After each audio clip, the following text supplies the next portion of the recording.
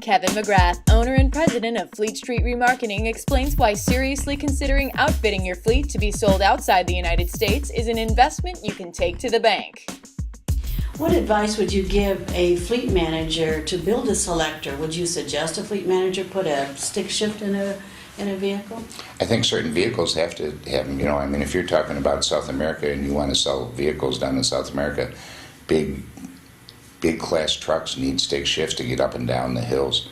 I know that little pickup trucks, if you're in the Caribbean or South America or any place like that they want fuel economy, so it's going to be a 4-cylinder, but they need the torque to get the vehicle up the hill. So yes, stick shift is something. Now, the American drivers burn out clutches, so I don't know if it's the manufacturers working with the fleet people to develop something that's going to be a little bit more resilient, that they won't have to replace clutches and all that, but you're going to have to figure out some way to get a vehicle that the people in the emerging markets can use. Are you talking about, is your advice to a fleet to downsize as much as possible? I would say that that's probably something that's going to happen.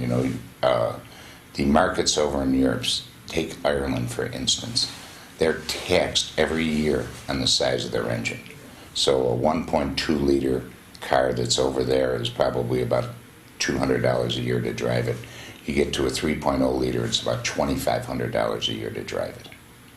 That's what their registration is based on, the size of the engine.